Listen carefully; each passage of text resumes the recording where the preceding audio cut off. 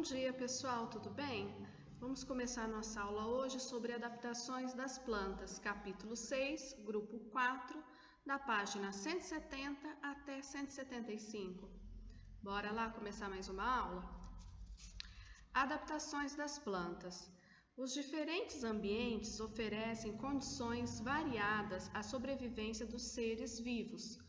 Alguns tipos de seres vivos apresentam características que lhes permitem sobreviver em condições ambientais que outros seres não toleram, como lugares muito secos, muito úmidos, muito quentes e muito frios.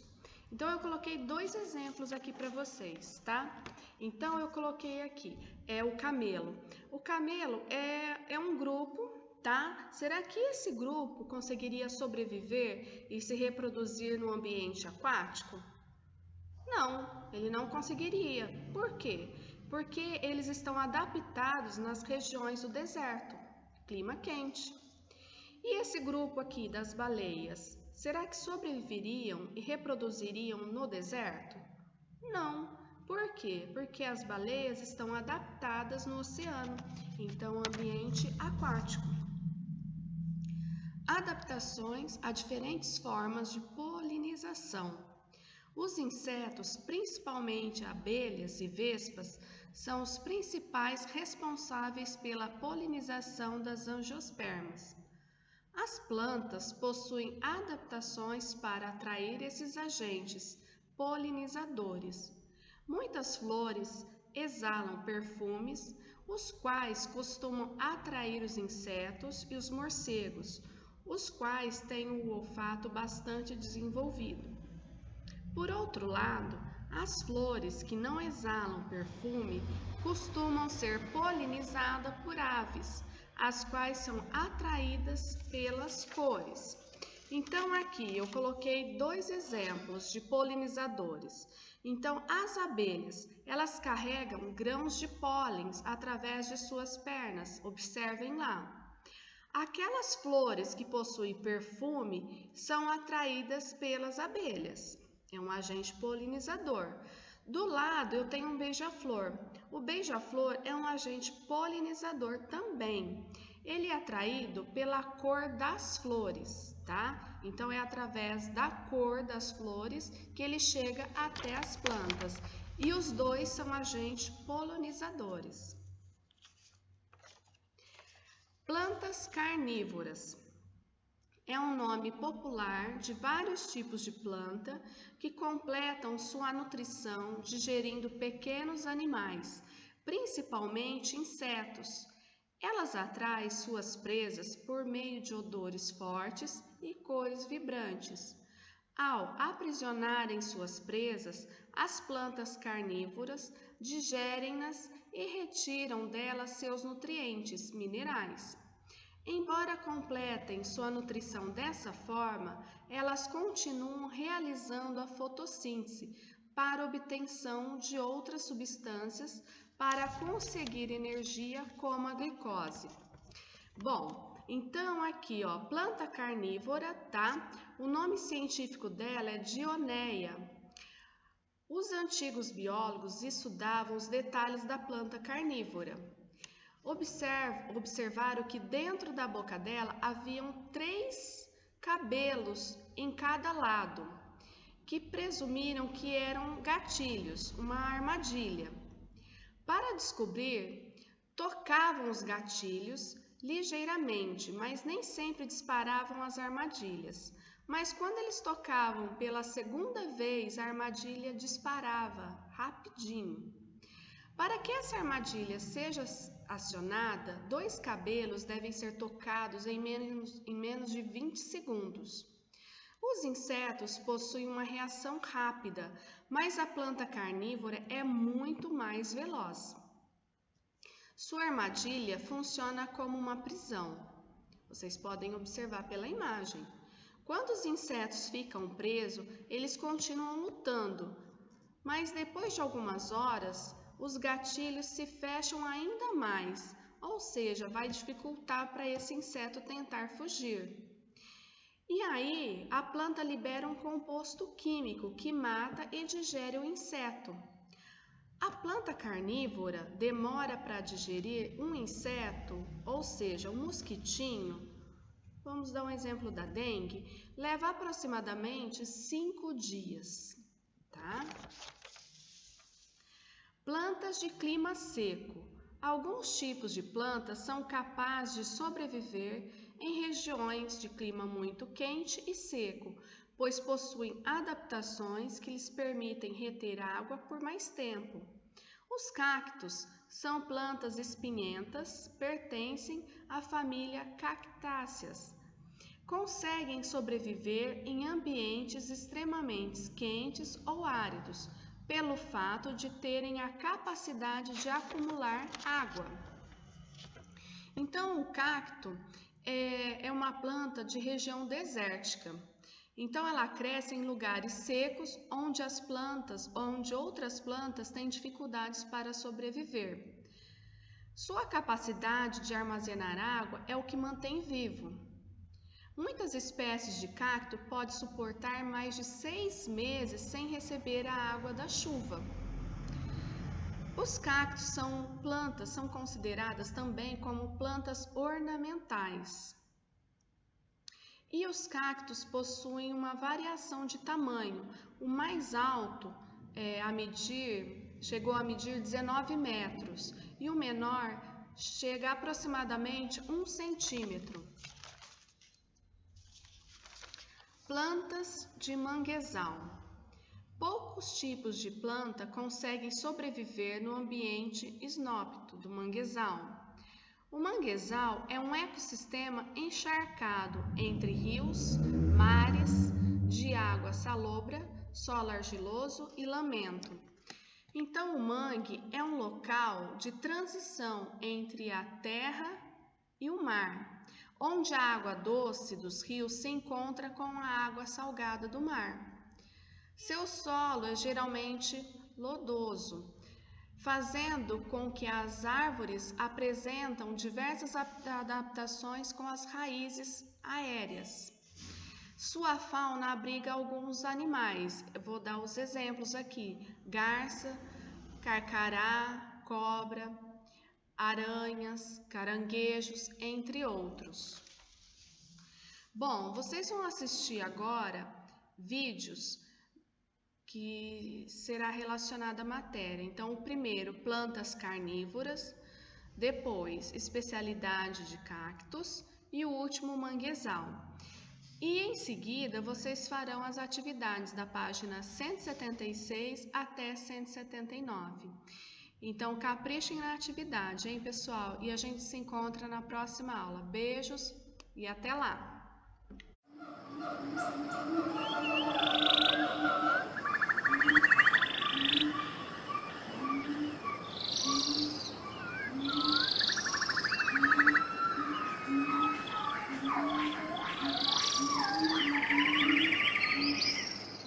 O manguezal é um ecossistema costeiro de transição entre os ambientes terrestre e marinho e tem sua localização na foz de rios.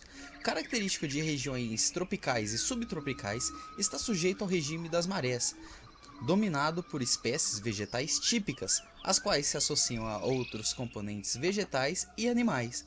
Vejamos no mapa em que locais se encontram os manguezais pelo mundo.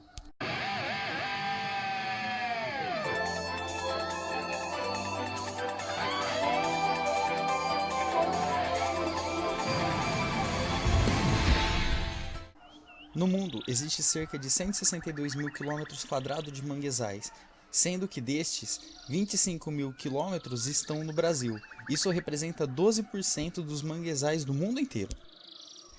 A sua vegetação é caracterizada basicamente por 3 espécies de mangue, tendo eles, por nome usual, mangue branco, vermelho e preto. Essas árvores são adaptadas e providas de raízes aéreas para a absorção de oxigênio do ambiente seco, e suas folhas contêm glândulas para eliminar o sal contido na água.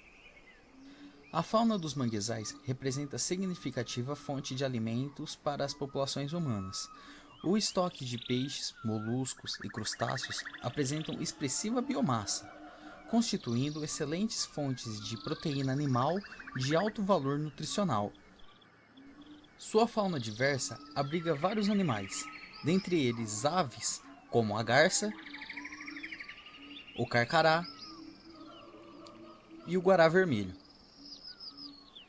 Mamíferos como a ariranha, o sagui e o peixe-boi marinho.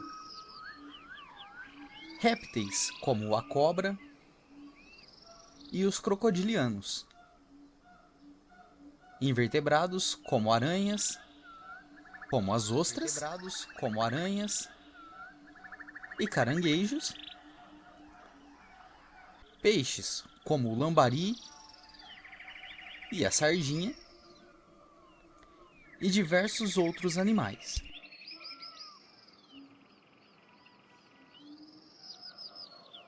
Desempenha importante papel como exportador de matéria orgânica para o estuário, contribuindo para a produtividade primária da zona costeira.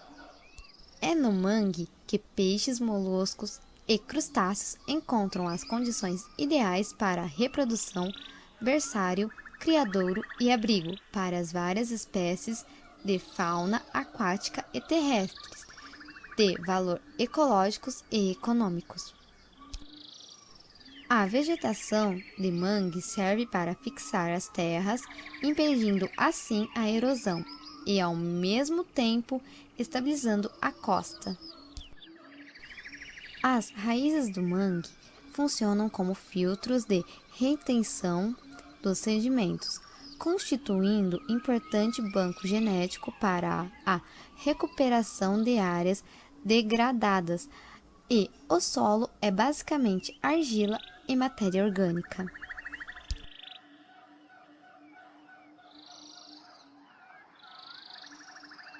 Muitas atividades podem ser desenvolvidas no manguezal sem lhe causar prejuízo ou dano. Dentre essas atividades estão a pesca esportiva e de subsistência, o cultivo de ostras,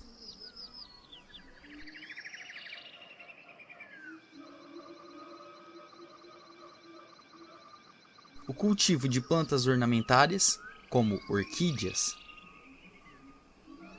e bromélias,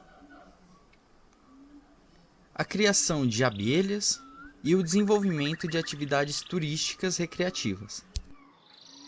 Infelizmente, esse ecossistema tem sido devastado há muitos e muitos anos. Só no Rio Grande do Norte, 1.200 hectares foram devastados e trocados por viveiro de ostras, de uma forma não sustentável, o que vem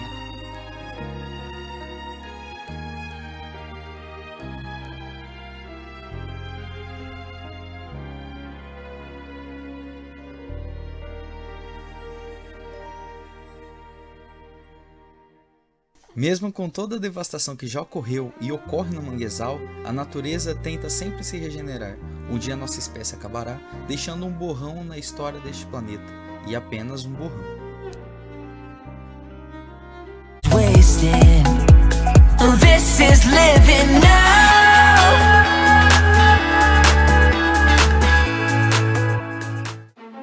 Nos bosques de pinos úmidos da Carolina do Norte, vive uma planta que desenvolveu uma armadilha com uma reação tão rápida que pode capturar insetos. É a planta Dionaea muscipula.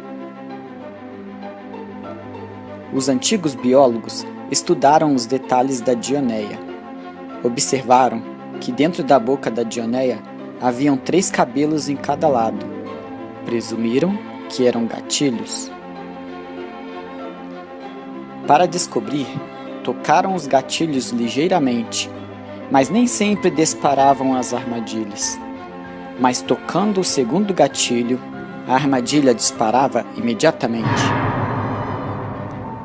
Há uma razão para isso. Disparar a armadilha requer uma grande energia na natureza. Por isso, a última coisa que a planta quer é disparar a armadilha acidentalmente por uma gota de chuva. Se 2 gatilhos precisam ser tocados, é menos provável que a armadilha dispare acidentalmente. Para que a armadilha seja acionada, 2 cabelos devem ser tocados em menos de 20 segundos. O inseto dispara o primeiro gatilho. Agora, a armadilha está ativada. Só um toque a mais e a armadilha se fechará em um piscar de olhos.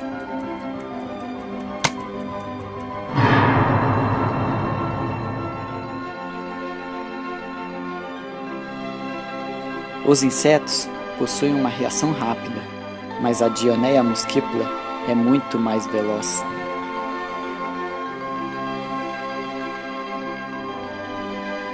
Sua armadilha funciona como uma prisão.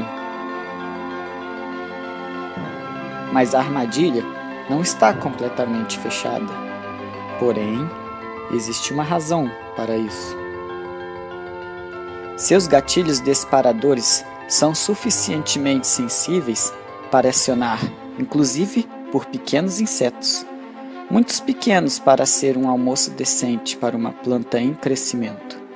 Mas seus dentes são suficientemente grandes para que um pequeno inseto escape. Durante os próximos dias, sem que nada esteja tocando seus gatilhos, a armadilha se abre novamente. Quando insetos mais substanciais ficarem presos, eles continuam lutando para estimular os seus gatilhos. Depois de algumas horas, os lados da armadilha se fecham ainda mais, e do lado de dentro, a planta libera compostos químicos que matam e digerem o inseto. Milhares de anos de evolução fizeram da Dioneia muscipula uma verdadeira máquina de matar e uma verdadeira planta monstro. Cactaceae é a família botânica representada pelos cactos. São aproximadamente 84 gêneros e 1.400 espécies nativas das Américas. São frequentemente usados como plantas ornamentais, mas alguns também na agricultura.